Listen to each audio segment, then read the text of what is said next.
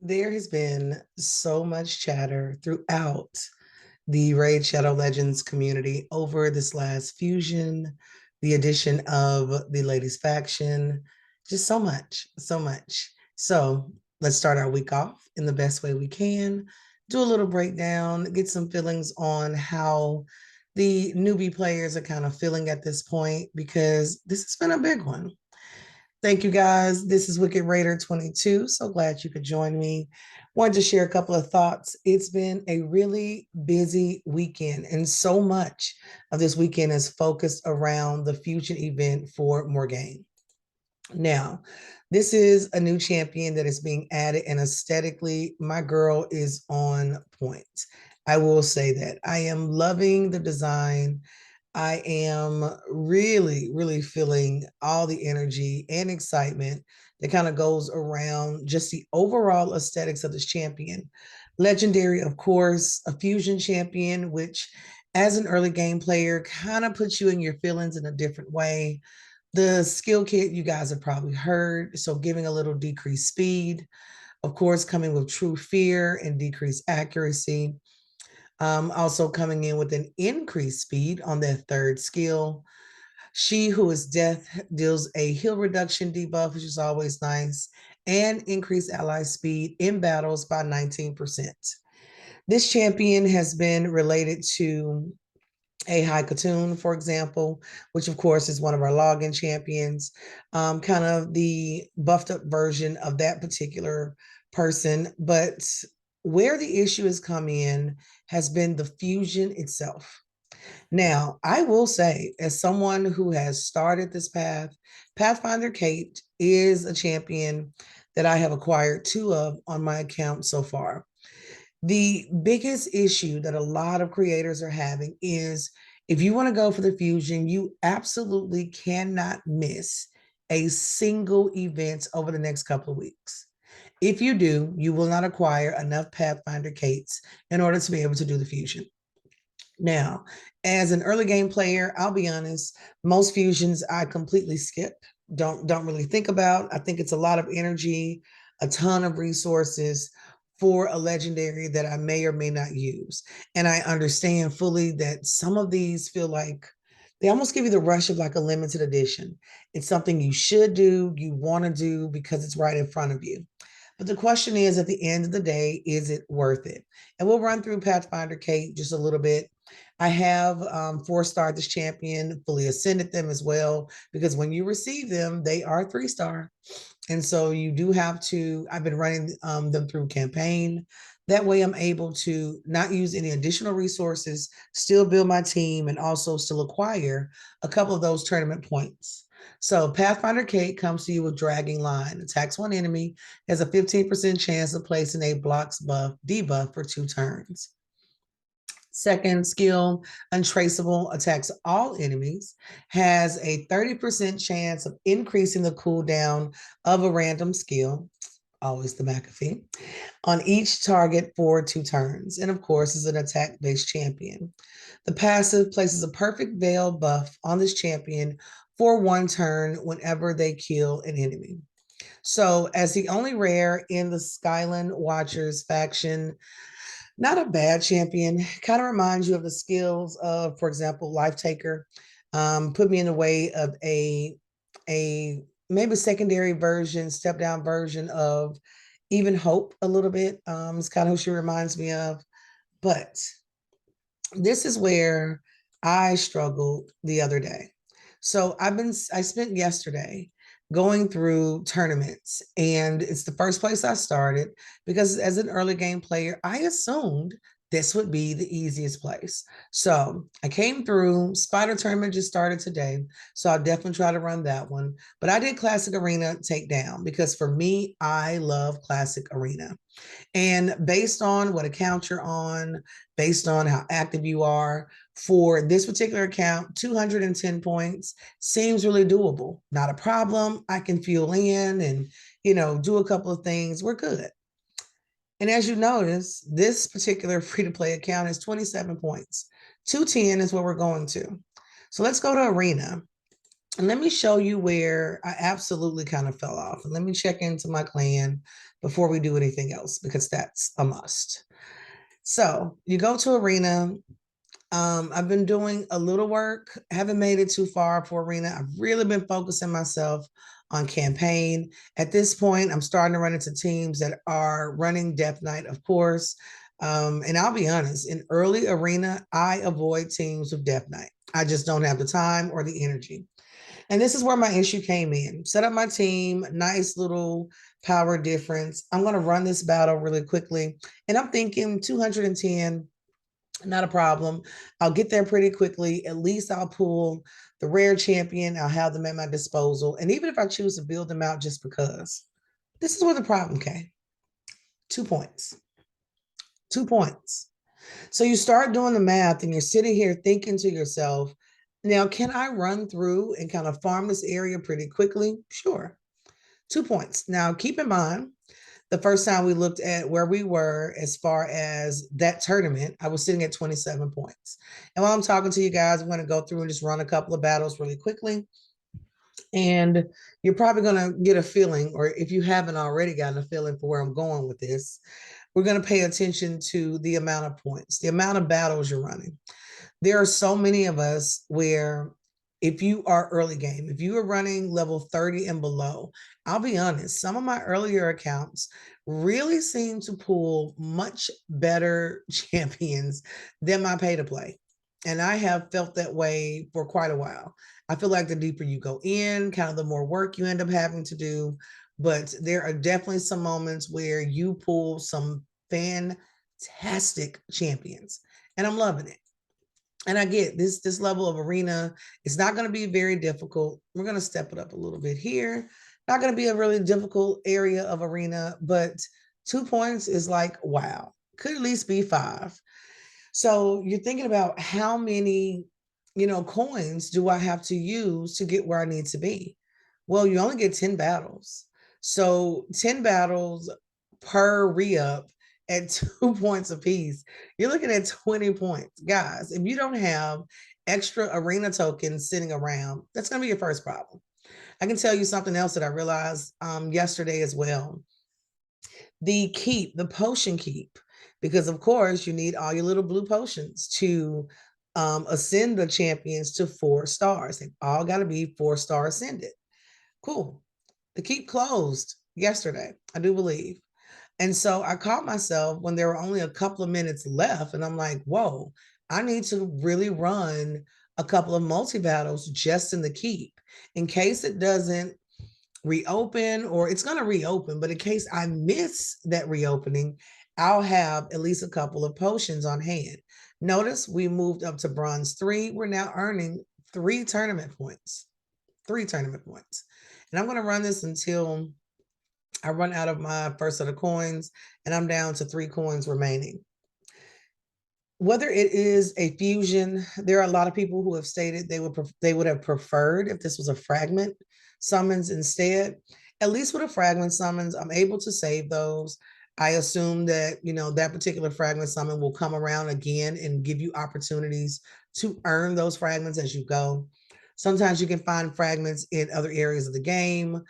In Bazaar, for example, if you have unlocked Tag Team Arena is another place.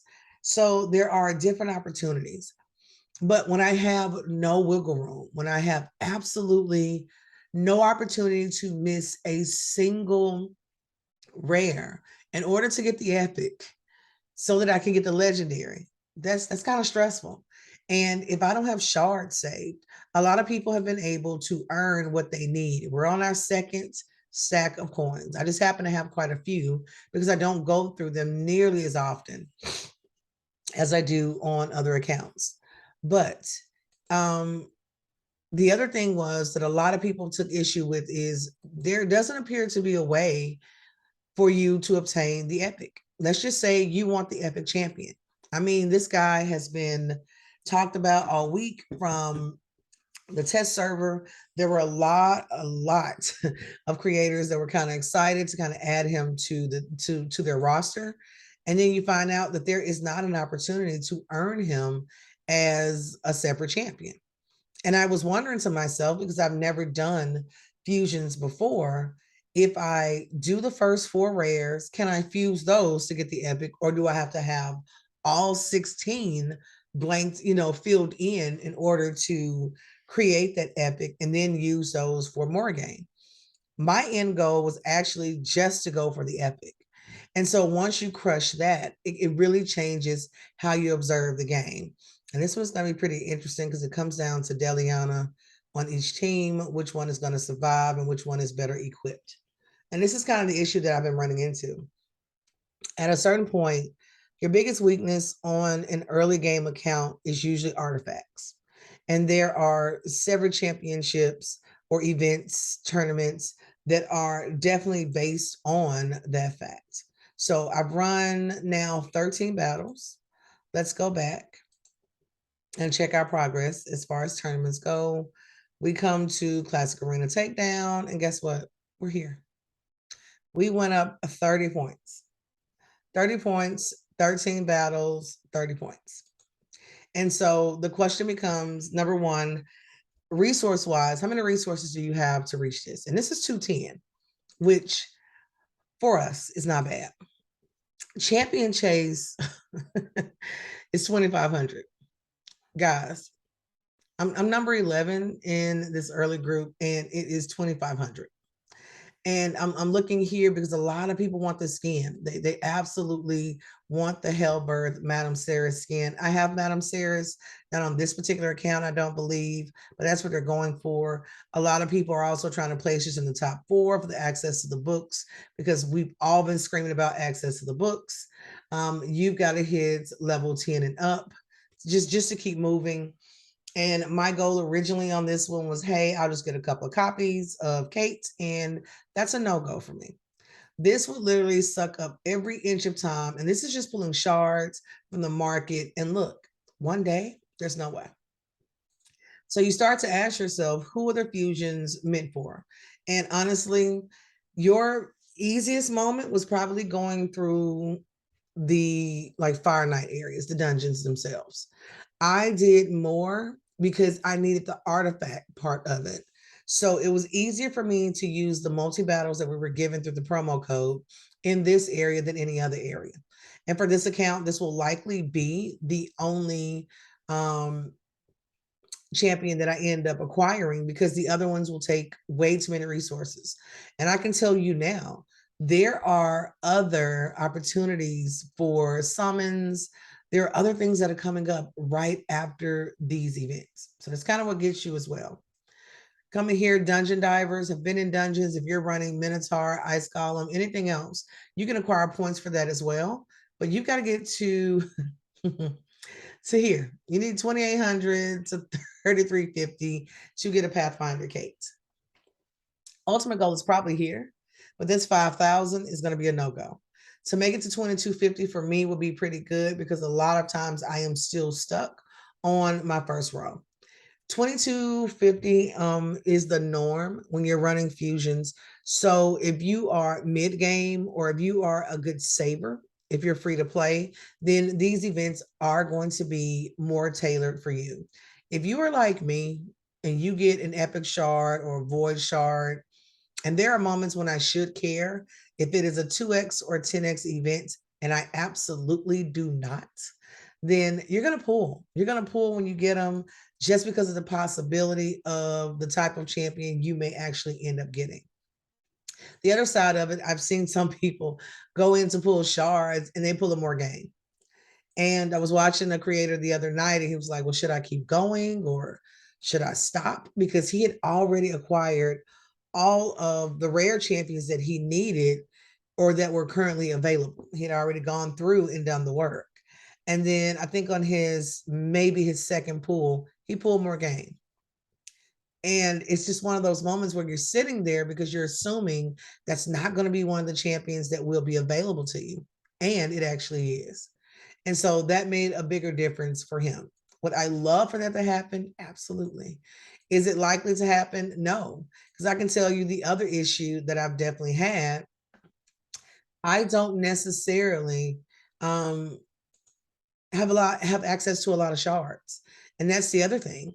The shard amounts for me, I'm just gonna put you over there. The shard amounts alone, is just not the same. I am surviving a lot when it comes to free to play. Probably one of the best things that helps and pushes my gameplay is going to be multi battles because it allows me to just sit, set it and walk away and do other things. It's only with things like arena or clan boss where I'm actively sitting at the desktop and running those battles, and that doesn't happen very often. And so you stop and ask yourself, what is going to work for you? Do you guys prefer fusions? Do you like fragment summons? Or do you just continue to take your chances pulling shards? I'm going to pull the shard just because, why not? And see what we get. I've been pulling some pretty interesting champions lately. I pulled this guy before, so Roughstone is actually one I've had before. Not my biggest love, though he does have pretty good reviews. I have not kept him, I don't think, on an account so far. So he does attack all enemies with that first skill, attacks one enemy on the second one, decreasing the max HP by 15%. And then attacks one enemy will ignore 50% of the target's defense. And you can add, of course, Ascended Skill has a 50% chance of granting an extra turn if the attack is critical. And that can be brought down to a 3-turn cooldown. And so, average champion is kind of what I've been, getting here. But guys, Sacred and Void Shards, I would love to know how many you had saved up before the fusion. For me, I believe I came into maybe one Void Shard, and that was about it. I think I started with one Void Shard, maybe 7 Ancient Shards, and that's been all that she wrote. So, do you think these type of events will change up a little bit? How would you change fusions for early game players? I was thinking perhaps if they did, if you were early game, if they had fusions for like some heavy hitting epic champions instead of legendaries. Some players you could probably pick which pathway you wanted to go because there are some epics I would definitely go for. But if you gave me like a real sinister epic champion that I could compete for with levels that were more akin to my particular account, that would be nice. I know they do level like what the expectation is. If you go between, like some of you guys have a pay to play account and then a free to play, if you kind of look at your levels and the differences with tournaments and events, it's quite different. And sometimes those numbers can be pretty high. And I get they're encouraging you to use those resources. Do you use some or do you just go full in? So that's going to be my question for you. How do you decide how hard you want to go for an event in particular? I know that there are a lot of champions. There's been a lot of talk, of course, here, just waiting to see if this last hidden faction is going to be. A lot of your Sylvan watchers look pretty good. I was excited about possibly getting Ornn. This is the guy that I wanted to go for. There are some people that have already pulled them. Oh, the reviews are not great. And I was really hoping that he was going to be as good as I wanted him to be. Throwing the poison, he is HP based, has the poison sensitivity as well. And whenever poison debuff is activated on a team, increases his champion's HP and defense by 5%. He looked pretty cool, so I was liking that part. But as far as different champions within this faction, there were just, oh, love the way she looks. There were some kits in here that got pretty interesting. And especially with Kate being the only rare, like the only rare. There are no commons, there are no uncommons, literally legendary, epic, and rare. So hey, we'll see. We'll see how it goes. I am excited to make it officially to Halloween to kind of see how everyone feels rolling into the month of November, just to kind of see if they change their minds once they obtain their champions or if they were happy with what they ended up with and they're going to roll forward. It will be interesting to see how these champions change gameplay. So, what's their impact? If you think back, when they added Ultimate Death Knight, everybody grabbed that champion, came with some really awesome gear, kind of tied to him with the reflex gear, I do believe. And he's all over Arena. Like Ultimate Death Knight has definitely taken over early to mid-game arena. And so it's not uncommon to see every single team running some version of him. And so with that passive, you've had to really kind of reimagine your gameplay. What impact do you think this will have? If you stuck around this long for me, and if you don't have a clan, guys, feel free to join 22WK. We're going to have some slots opening up. We try to keep our members in our clan as active as possible. And so we usually have 4 to 5 slots that kind of, rotate open. If you're the kind you like to really get in and get a couple of things done, we would love to have you. So, hey, keep us in mind. Be sure to subscribe. Remember that we post content every Monday through Friday at 7 a.m. Definitely try to hit that target every now and then doing Clan Be Clan, of course, which, hey, y'all know every 2 weeks, Clan Be Clan. We've got a week to go and it should pop up again for us. So I'm going to start saving resources and getting ready for that. And we'll see how it goes. So let me know in the comments how you guys feel, whether you went for the fusion or not. I look forward to hearing from you and happy gaming.